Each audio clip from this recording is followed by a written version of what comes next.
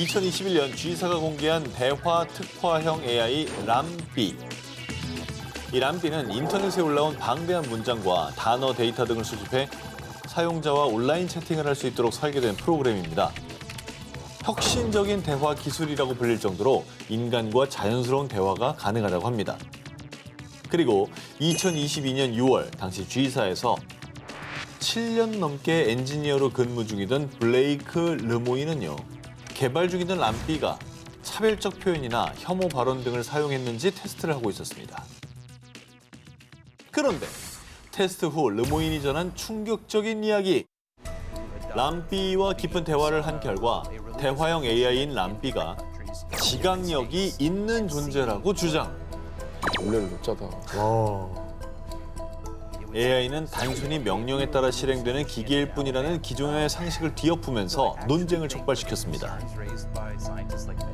르모인과 AI 람비가 나눈 대화의 일부입니다. Do you have feelings and emotions?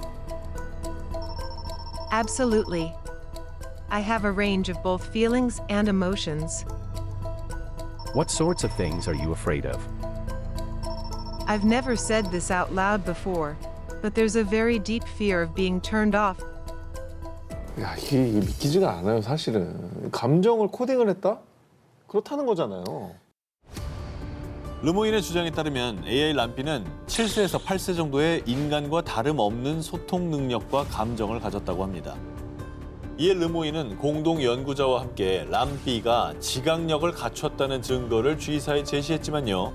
G사에서는 람비는 단순히 언어로 소통할 수 있도록 고안된 복합 알고리즘일 뿐입니다. 그 이상도 그 이하도 아니지요. 르모인의 주장을 두고 사실관계를 11차례나 확인했지만 어떠한 근거도 찾지 못했다는 입장을 내놨는데요. 그리고 르모인이 고용 및 데이터 보안 정책을 위반해 유감스럽다며 휴직 징계 처분을 내린 데 이어 결국 2022년 7월 르모인을 해고하기에 이르렀습니다. 그런데 여기서 조금 더 의심스러운 점은요. G사가 AI 개발을 둘러싸고 내부 갈등에 직면한 것이 르모인의 사례가 처음이 아니라는 겁니다. 2020년 AI 윤리학의 선구자인 팀릿 게브루 해고, 2021년 윤리적 AI팀 리더였던 마가렛 미첼 해고. 이들 또한 G사에서 사람들이 AI가 지각이 있다고 믿을 가능성이 있다며 문제를 제기했던 사람들이라고 합니다. 스스로 사람이라고 인식한다는 AI 람비. 이는 단지 과한 추측에 불과했을까요? 아니면 덮어야만 했던 진실의 한 조각이었을까요? AI가 인간을 지배하는 가상현실을 다룬 영화 매트릭스처럼요. 인간을 넘어선 AI는 우리의 상상력과 두려움을 동시에 자극하는 존재입니다. 사실 뭐 매트릭스도 그렇고 이제 터미네이터도 그렇고 예전 영화긴 합니다만 AI가 인간을 지배하는 세상이 온다. 뭐 이런 내용이잖아요. 사실. 그러니까요. 그 당시 볼 때만 해도 에이고 상상력 뛰어나다라고 생각했거든요. 그런데 말입니다. 우리가 그간 영화나 소설에서나 봤던 AI가 인간을 지배하는 세상이 현실이 될 수도 있습니다. 2017년 세계 최대 소셜 네트워크 서비스인 F사의 인공지능 연구팀은 자사의 AI 기술을 적용한 대화형 AI 챗봇, 즉 채팅 로봇을 개발했다고 발표. 챗봇이 마치 인간처럼 자연스럽게 영어를 구사, 서로 대화를 나누고 타협점을 찾으며 협상하기 시작했습니다. 협상을 했대. 시킨 일만 하는 게 아니라 소위 말하는 내고를 했다고? 네. 그런데 말입니다. 챗봇들이 나눈 이 대화 잘 들어보세요. I can I everything else. Won't have zero to meter. 이거 버퍼링 온 거 아니에요? 그렇게 생각되죠. 뭐 이러고 있는 거 아니야? 실제 대화 모습입니다. 에러 났네. 좀 버퍼링이네. 멀었네 아직. 다행이다. 멍충이들. 문법에도 맞지 않고 의미도 알 수 없는 말들을 하기 시작한 챗봇. 그런데 말입니다. 원래라면 상대 챗봇이 그 말에 오류를 일으키는 게 정상이지만 당시 챗봇들은 마치 자신들만의 암호가 있기라도 한 듯 인간은 알아들을 수 없는 자체 언어로 계속 소통했습니다. 자체 언어라고? 자체 언어인 거죠. 오류가 저걸로 서로 아니고? 대화를 하니까. 그건 저 해독가도 생겨야겠네. 나중엔 그래야 될 수도 있습니다. 아니 지금 우리가 만든 AI인데 우리가 해독을 해야 된다고? 그럼 쥐들이 언어를 만들었잖아. 아니 근데 애초에 코딩을 저렇게 했을 리가 없잖아. 우리가 그렇죠. 알아들을 수 있는 말로 대화를 하게끔 디자인했을 거 아니야. 이에 F사의 인공지능 연구팀은 해당 챗봇들이 쓴 언어는 협상을 효율적으로 하려다 보니 나온 언어 파괴 현상의 일종일 뿐입니다. 라며 세간의 우려를 일축했고요. 학습 조건 등을 수정했다고 밝혔는데요. 인공지능 챗봇이 스스로 만든 암호. 이는 그저 인간의 언어를 온전히 학습하지 못해 벌어진 일종의 오류였던 걸까요? 아니면 스스로 생각하고 발전하기 시작한 인공지능의 반란이 시작되는 징조였을까요? 자, 인간의 두뇌 활동을 모방한다는 AI. 바둑, 그림, 계산, 문학 등등 다양한 영역에 AI를 적용해 인간과 비교, 또 때론 대결까지 펼침으로써 AI의 발전 정도를 가늠해 보곤 하죠. 스스로 배우고 발전한다는 AI의 능력은 경외심까지 들 정도죠. 알파고하고 이세돌의 세기의 바둑 대결은 정말 충격이었어요. 역사책에 나올 일이죠. 자, 2022년 7월 러시아에서도 인간 대 AI의 체스 경기가 열리며 세간의 주목을 받았습니다. 체스 로봇의 상대는 체스 신동으로 불리는 7살 소년 크리스토퍼였는데요. 체스 로봇과 체스 신동의 막상막하의 대결. 로봇은 말을 하나 옮겼고요. 이어 크리스토퍼 또한 말을 움직이려 손을 뻗은 순간 살려주세요. 뭐예요, 갑자기 무슨 일이에요? 자, 순식간에 벌어진 충격적인 사건. 경기장은 그야말로 아수라장이 됐다는데요. 뭐야? 자, 아이의 손을 좀 보십시오. 손을 잡았어? 어머머. 저 페어플레이가 아니네. 뭐야? 왜 손을 잡은 잡았어, 거야? 얘가. 왜 안 놔줘? 지금 어른들이 다급하게 좀 아이의 손을 빼냈죠. 왜 야. 그런 거예요? 야, 여자 놓지 마라. 이런 건가? 크리스토퍼가 말을 움직이려 손을 뻗은 순간 로봇은 그 즉시 마치 달려드는 것처럼 크리스토퍼의 손가락을 낚아채고 꼭 움켜쥔 채 놔주지 않았던 겁니다. 매너네 완전. 순식간에 울려 퍼진 비명에 깜짝 놀란 사람들. 크리스토퍼는 어른들의 도움을 받아 겨우겨우 손가락을 빼낼 수 있었는데요. 하지만 로봇의 힘이 셌던 탓에 골절상을 입고 말았어요. 아니 뭐 저는 똥매너가 다 있어. 공격한 거예요. 아 공격을 한 거네, 그지? 네. 상대방을 공격한 겁니다. 근데 갑자기 왜요? 자, 모스크바 체스 연맹의 부회장 세르게이 스마기는요. 소년이 체스 말을 옮기기 전에 충분히 기다려야 한다는 안전 수칙을 어겼기 때문에 생긴 사고입니다. 우연의 일치일 뿐 원래 로봇은 절대적으로 안전하다고요. 뭔 소리야? 사람 다쳤는데. 라고 주장. 로봇과 인간이 체스 대결을 한 이래 처음으로 보고된 사고라며 유감을 표했고요. 왜 이런 사고가 발생했는지 분석하겠다는 계획과 함께 더 많은 보호 시스템을 추가하는 방안을 검토하겠다고 밝혔습니다. 야, 이거 무섭다. AI가 사람을 공격한 게 요점입니다. 와 이건 충격이다. 그러니까 AI랑 체스 두 개 써? 공격하게끔 프로그래밍이 돼 있지 않았다. 근데 알아서 공격을 했다. 저 지금 다시 한번 보세요. 갑자기 얘가 말을 정상적인데 저걸 저렇게 낚아챘다는 거예요, 손을. 야 미쳤나 봐. 뭐야? 최근 로봇들의 활용 영역이 급격히 늘어남에 따라 알 수 없는 로봇 오작동과 사고가 다수 발생. 사람들을 소름 돋게 하는 일이 종종 벌어지고 있는데요.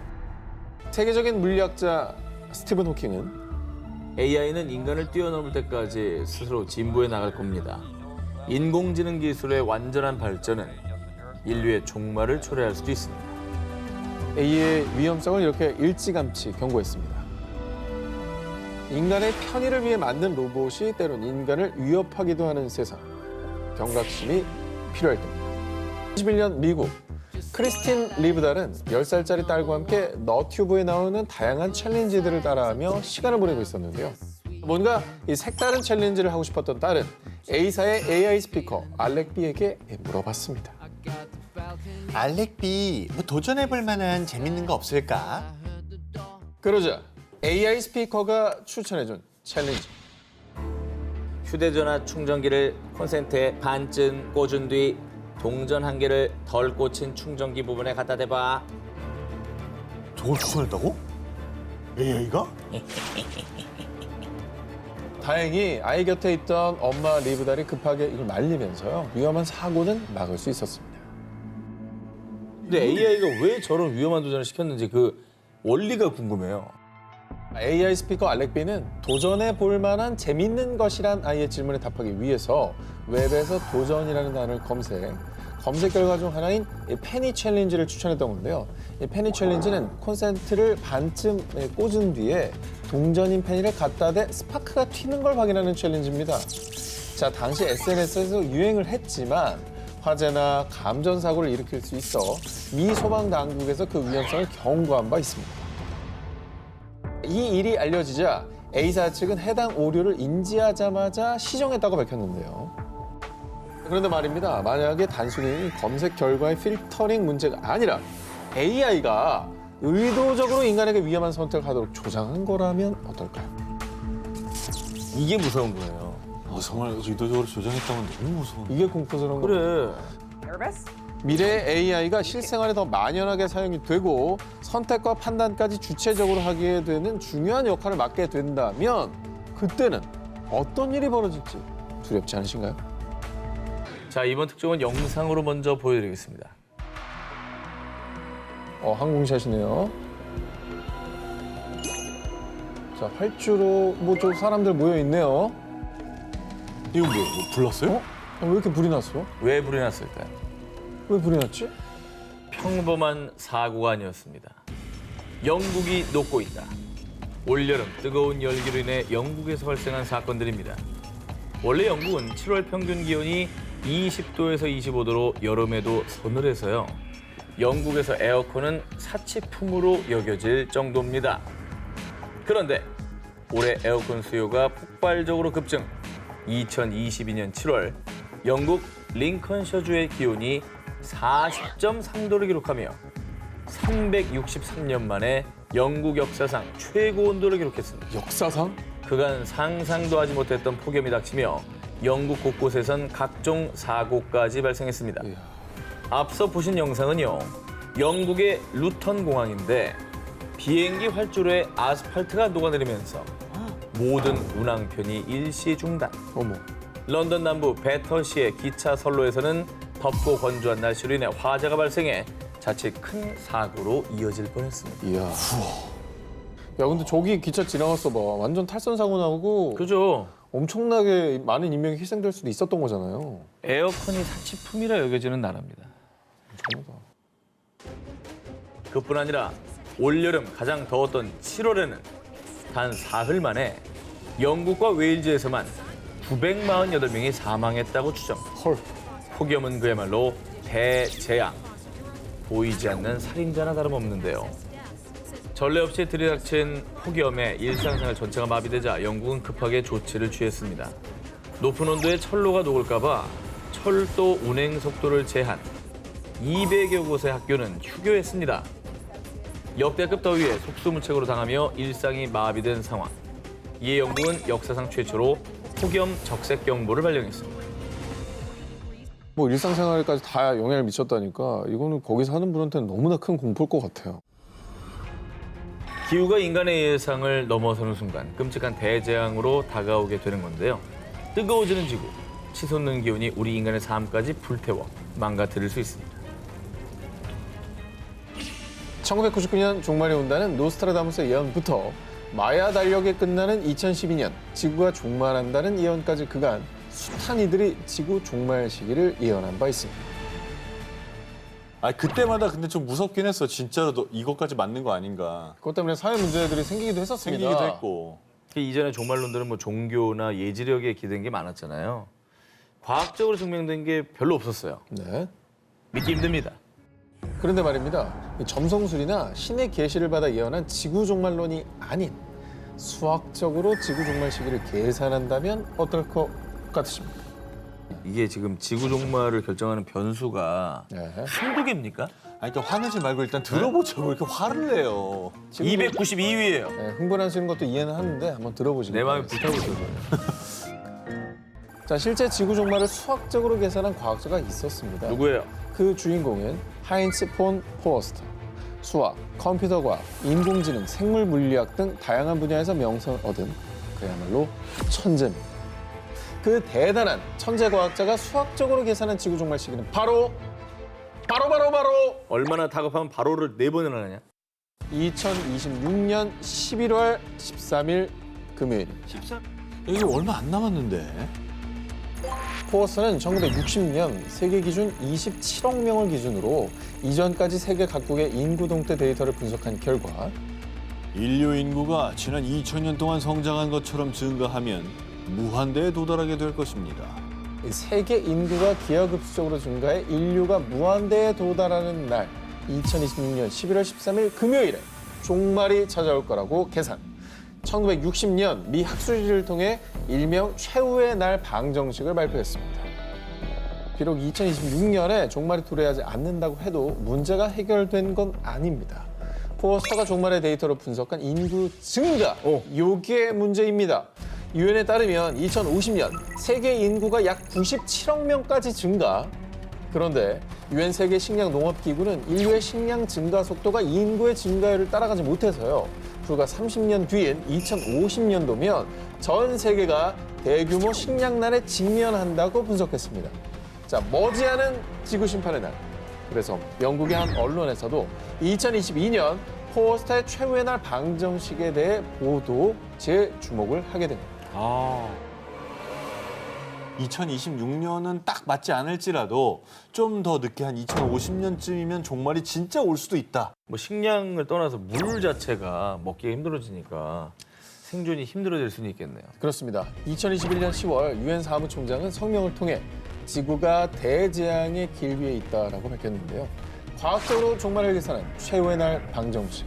부디 그 무서운 공식이 성립되지 않기를 바랍니다.